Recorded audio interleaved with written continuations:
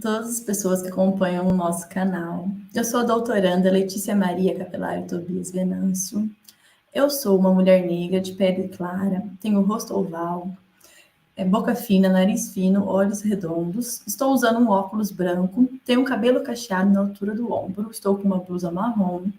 Atrás de mim tem uma parede branca e uma porta marrom. Bom, hoje estou aqui para convidar o meu colega, o professor mestre Vincent Freitas, para fazer uma apresentação sobre a sua pesquisa de mestrado, para apresentar sua dissertação.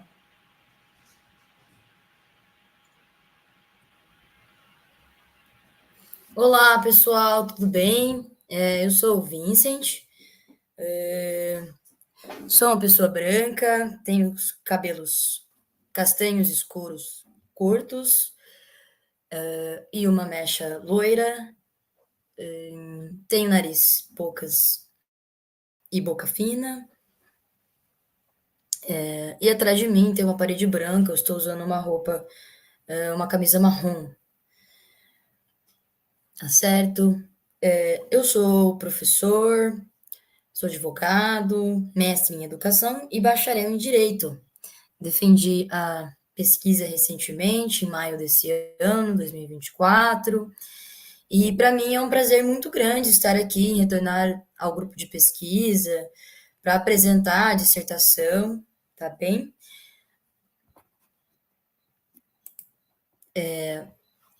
Então, eu sou Vincent, fui bolsista da Fundect durante o período que eu estive pesquisando a certificação de terminalidade escolar específica, no programa de pós-graduação em educação da UFGD, sou membro do GPEI, e é um prazer muito grande estar aqui. A pesquisa, ela é intitulada Certificação de Terminalidade Escolar Específica, Produção e Interpretações em um Microcontexto Municipal de Mato Grosso do Sul. Meu orientador foi o professor Washington Nozu. Mas afinal, né, quais são os principais resultados, o que se sucedeu da investigação de mestrado, né, o que sucedeu dessa pesquisa? Bom, em primeiro lugar, eu queria colocar algumas questões para introdução. O tema da terminalidade específica foi pensado a partir de algumas problematizações, algumas inquietações pessoais do professor Washington, que também muito me interessou. E a partir de então, a gente começou a buscar aí investigar a terminalidade específica, mas como se deu, né, no final, essa problematização, essa produção de dados, essa investigação dessa pesquisa? Ela foi dividida em 4 capítulos, o capítulo de introdução e outros 3 capítulos, né, referentes às produções de dados. A gente vai falar um pouco mais sobre a caracterização da pesquisa a seguir. Em primeiro lugar, eu queria colocar que, pensando aí nas disposições gerais da LDB e das diretrizes formuladas aí pela resolução de 2001, muitas lacunas permaneceram dentro da temática da certificação de terminalidade específica, conforme a gente vai aprofundar aí no determinado momento, em determinado momento. Mas o problema de pesquisa que a gente levantou parte da seguinte pergunta: de que maneiras, de quais maneiras a documentação de terminalidade escolar específica tem sido produzida e interpretada por atores no microcontexto político de um sistema municipal de ensino sul-mato-grossense. Então, se tomamos conhecimento de uma resolução específica de um determinado município em Mato Grosso do Sul, e o que nos levou a problematizar, né, a colocar aí essa questão dentro do jogo de verdadeiro e falso, né, de pensar a nossa pesquisa, a questão da produção e da interpretação dessa resolução neste determinado município. Então, como objetivo geral, a gente buscou problematizar os processos de produção e de interpretação de uma resolução de certificação de terminalidade escolar específica em um sistema municipal de ensino situado no estado de Mato Grosso do Sul. E como objetivos específicos, nós delimitamos, primeiramente, compreender as influências e as produções textuais macropolíticas educacionais que atravessam a certificação de terminalidade escolar específica, descrever o processo micropolítico de uma resolução que dispõe sobre a terminalidade escolar específica em um sistema municipal de ensino de Mato Grosso do Sul, depois, analisar uma resolução que dispõe sobre a terminalidade escolar específica em um sistema municipal de ensino sul-mato-grossense.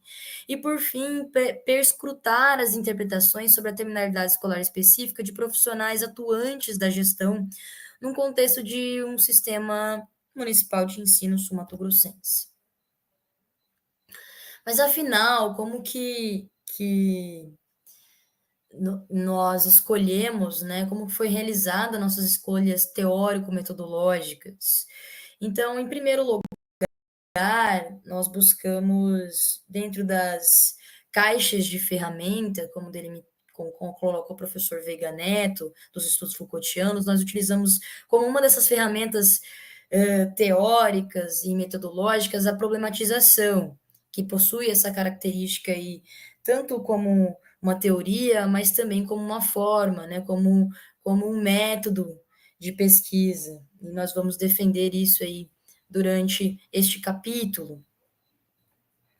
Dentro dessa escolha teórico-metodológica, nós optamos aí também por adotar algumas regras desse parque de problematização, né?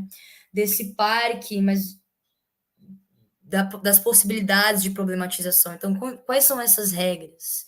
A primeira é a transformação de um tema de pesquisa, que é de todos, em objeto de pesquisa, que é produzido pelo pesquisador.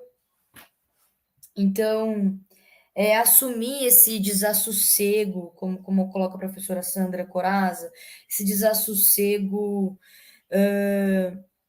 das coisas que parecem sossegadas. Então, assumir esse pensamento, né, essas experimentações de problematizar,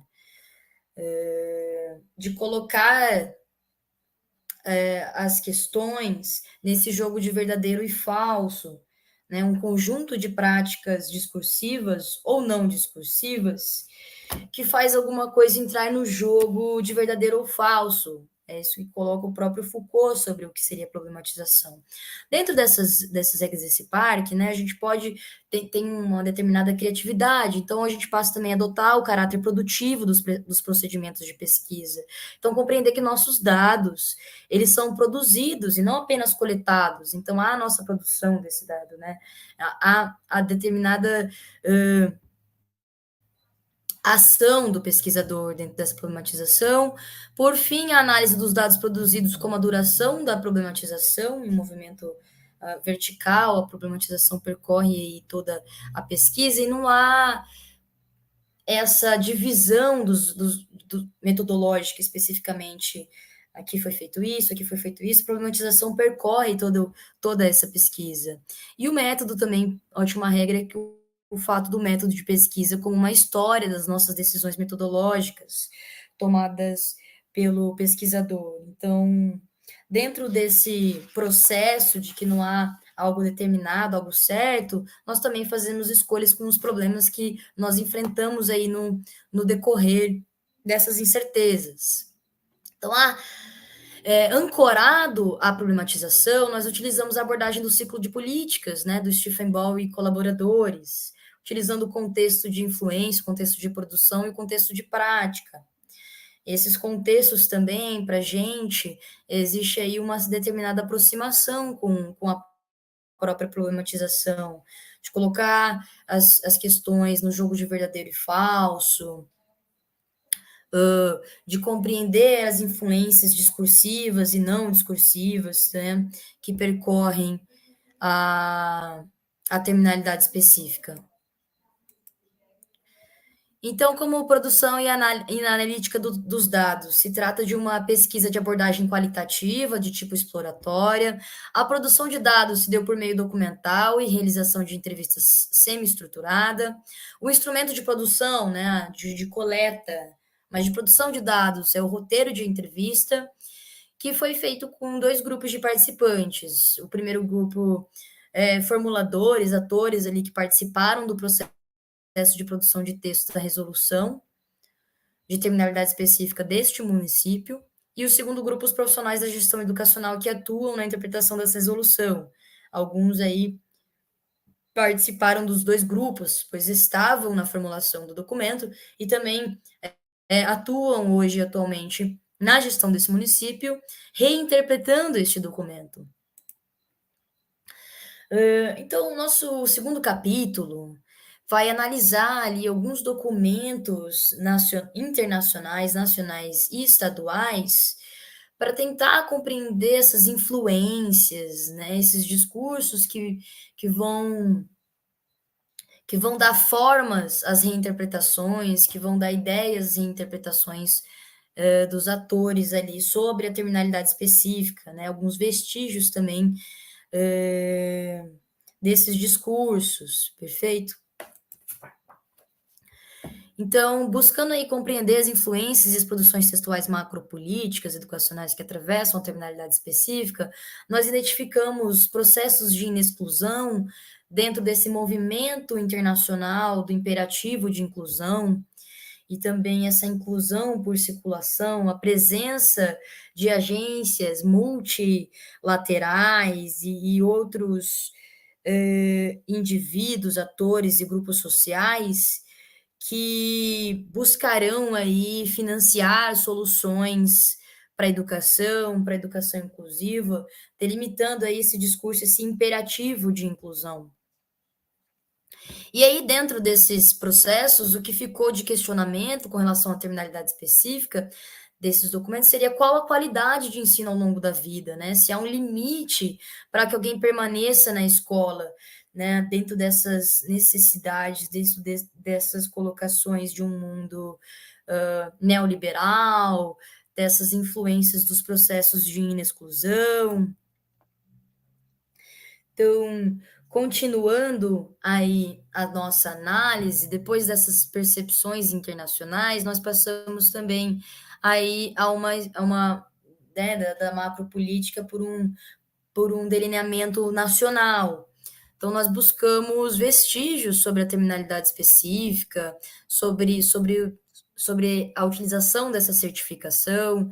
Então, já em 71, a Lei Educacional número 5.692 apontava ali uma determinada vigilância para a questão da repetência, da defasagem da série, no que diz respeito a se colocar nessa lei um tratamento especial para quem tem distorção de idade série.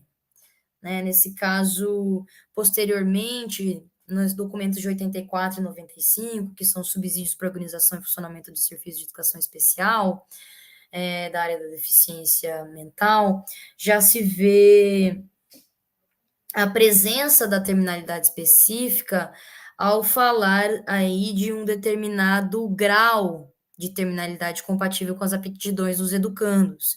Então, proporcionar a continuidade de atendimento até o grau de terminalidade compatível com as aptidões dos educandos excepcionais. Era isso que a lei de 71 colocava. Então, já se esperava uma terminalidade desses determinados alunos. E aí, em 96, a certificação de terminalidade específica é assegurada pela LDB,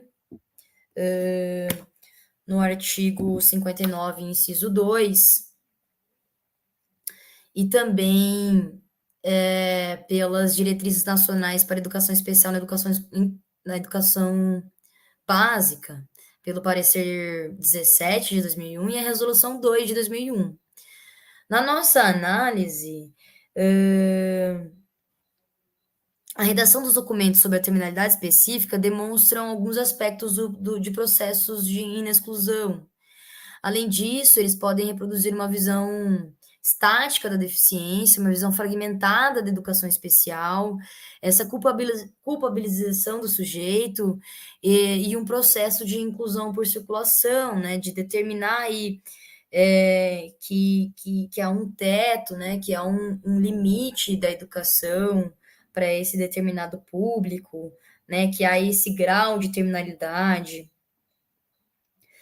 do caráter da certificação, o encaminhamento para a EJA, né, o encaminhamento para soluções profissionais, inclusão profissional, também como esse processo de inclusão por circulação, que esse indivíduo não pode ficar parado, né, esse empresário de si, culpado pelo seu fracasso, né, em decorrência de sua deficiência, como coloca a LDB, né, necessita circular, né, não pode ficar aí parado nesse sistema.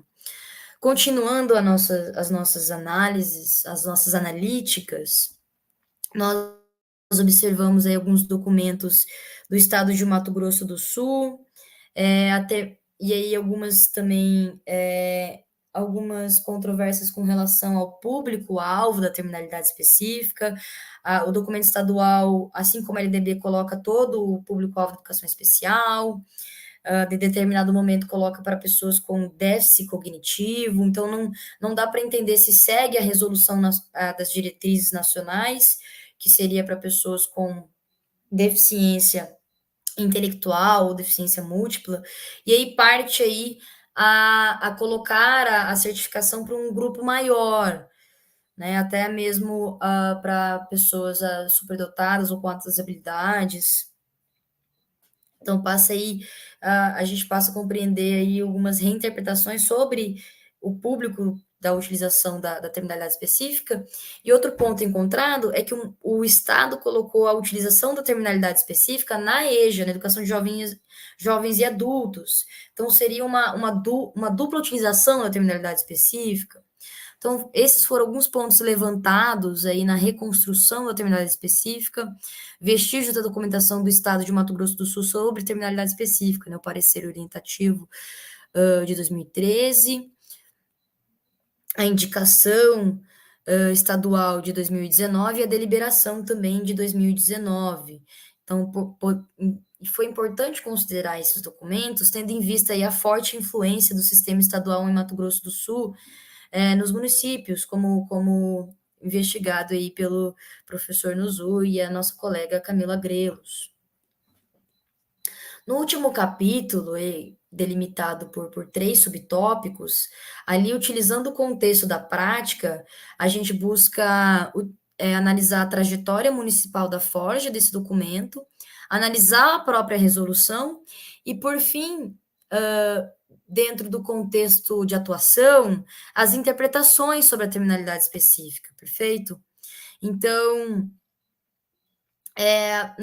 no subtítulo, né, de trajetória municipal, nós conseguimos identificar as redes políticas que participaram do projeto de elaboração do documento, professores, gestores, professores do atendimento educacional especializado, se reuniram em microgrupos, então a gente conseguiu ali delimitar como se estabeleceu esses discursos para a produção do documento, a compreensão das necessidades micropolíticas desse município, os elementos de dúvidas, concepções de terminalidade específica e a própria formação textual deste documento, né? Como que se deu.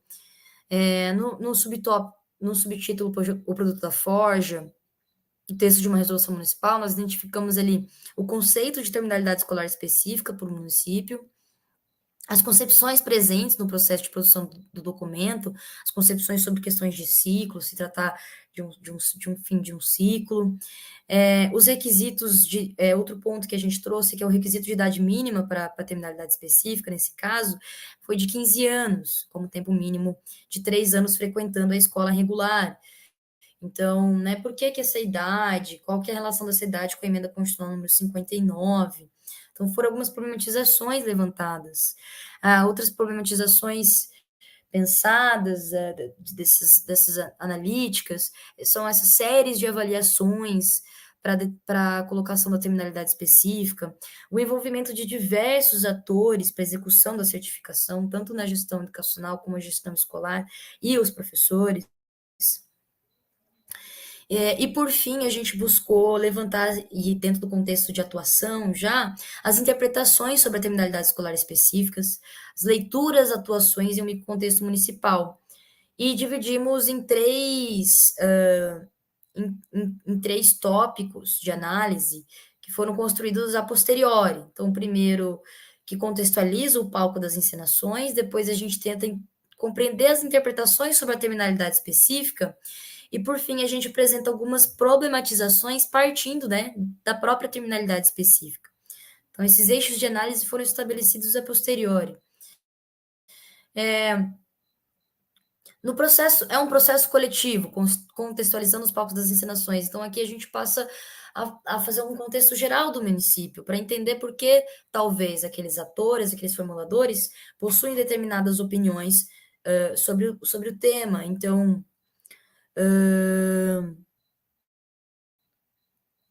qual que é o papel desses atores durante o processo, a quantidade de certificações que já foram expedidas.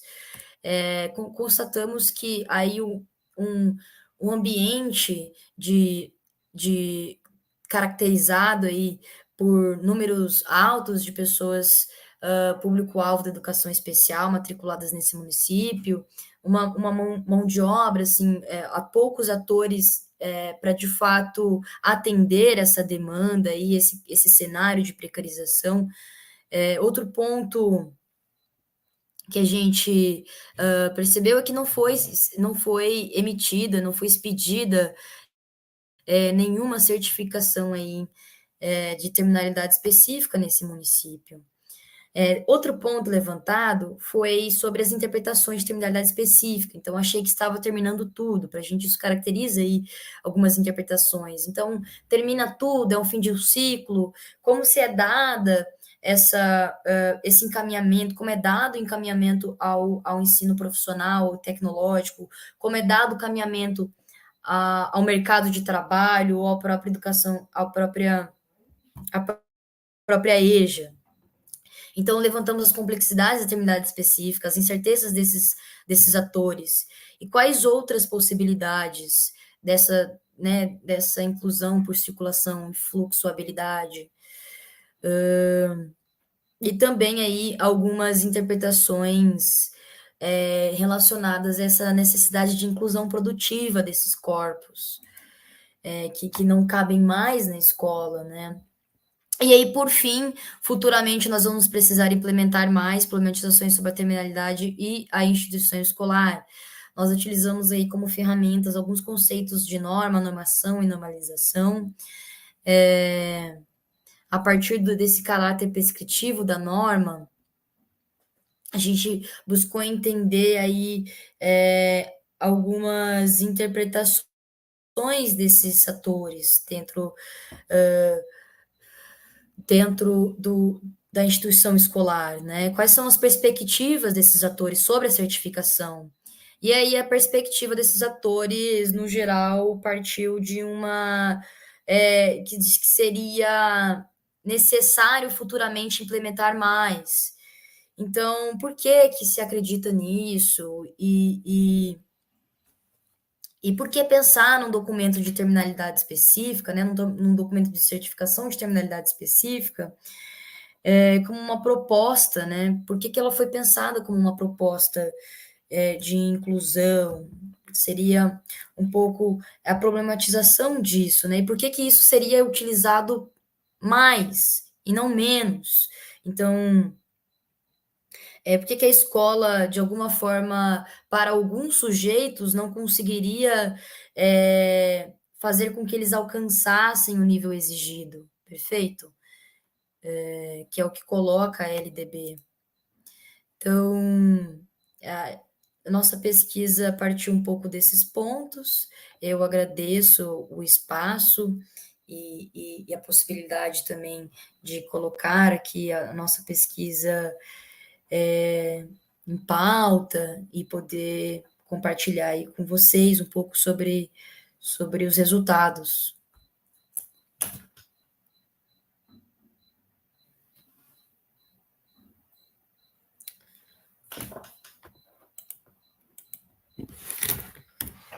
aguardando a...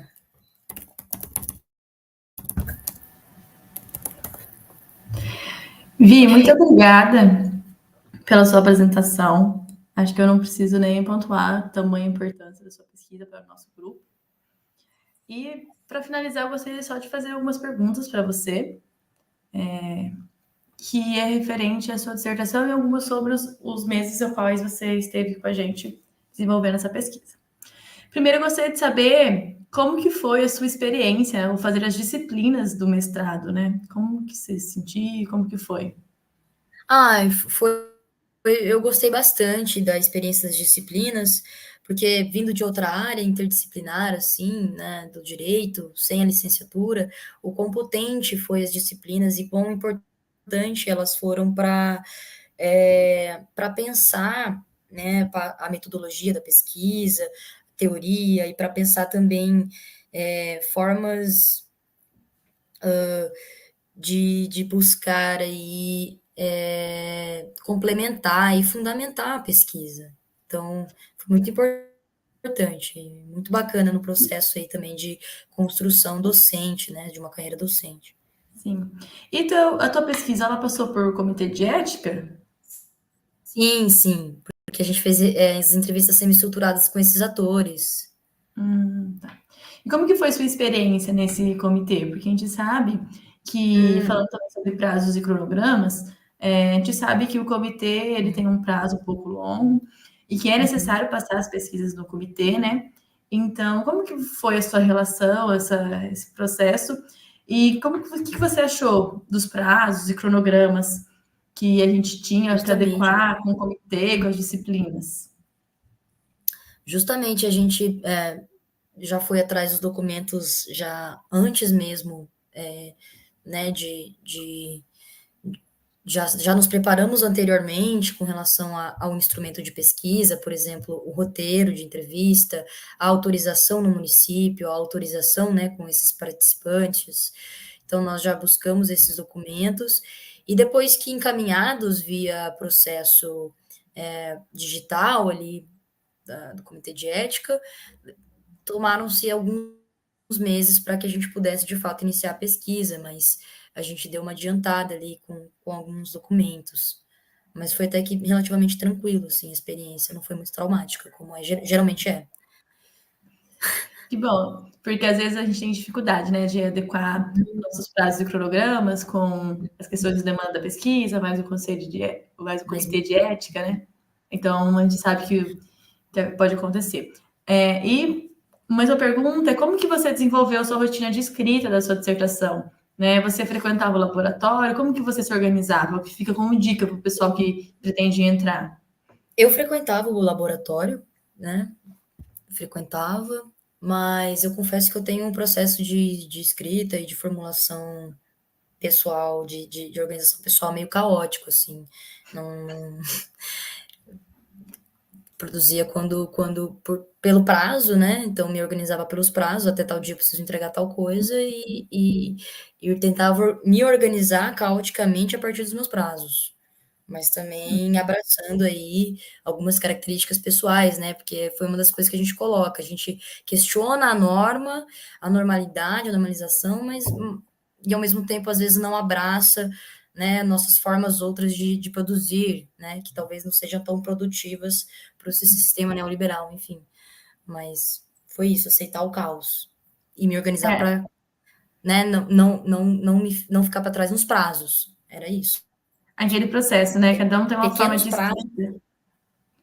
Cada um tem uma forma de Uhum. escrita, Mas é isso. de se organizar, né? Então a gente precisa seguir os prazos conforme o cronograma, né? Uhum. E cada um vai tendo uma forma de elaboração. É importante deixar isso colocado, porque não existe uma regra, né? Não é um bolo que você joga um pouquinho, pouquinho, pouquinho e pronto. Existem Seria. pessoas e processos diferentes. Uhum. E as últimas questões, para finalizar a nossa conversa, eu acho que sempre é importante a gente falar sobre a questão de que nós somos pessoas, seres humanos, fazendo uma pós-graduação, né? Uhum. E 24 meses parece que passa rápido, mas também parece que demora, é um processo diferente. E no seu caso, né, Vi, você veio para Dourados, e então você não residia aqui, você não conhecia.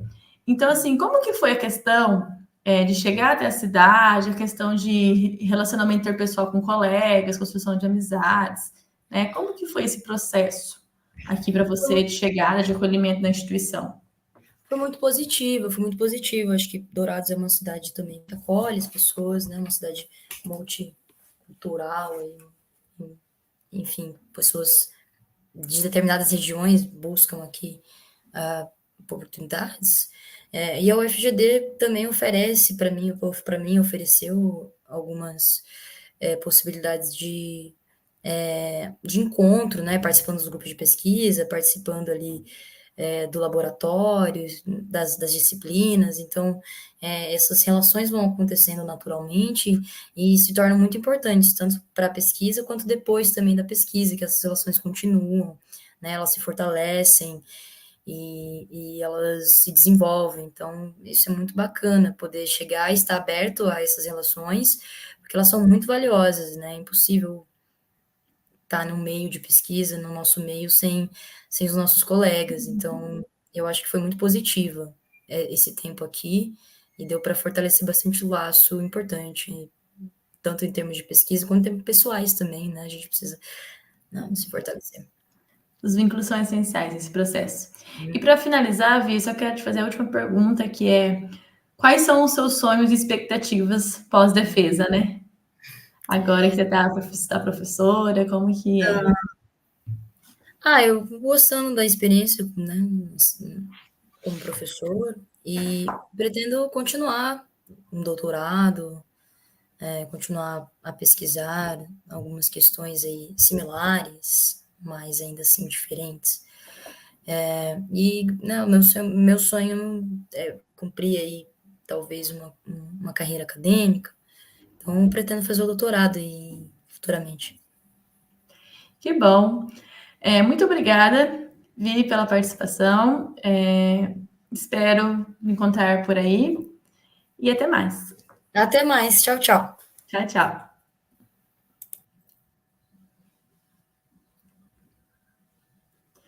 Gostaria de agradecer a todos que ficaram até aqui com a gente. Caso vocês queiram acompanhar mais nossas produções, queiram interagir com a gente, ter algumas informações, siga a gente, né, no Instagram, GPUFGD, ou GP, desculpa, @GP_UFGD. Nós temos um e-mail de contato também, gpufgd@gmail.com. Se inscreva aqui no nosso canal, que estamos à disposição. Muito obrigada a todos que nos acompanharam e que ficaram até o fim. Caso queira contato com o Vicente, os contatos dele estão aí também. Tchau, tchau.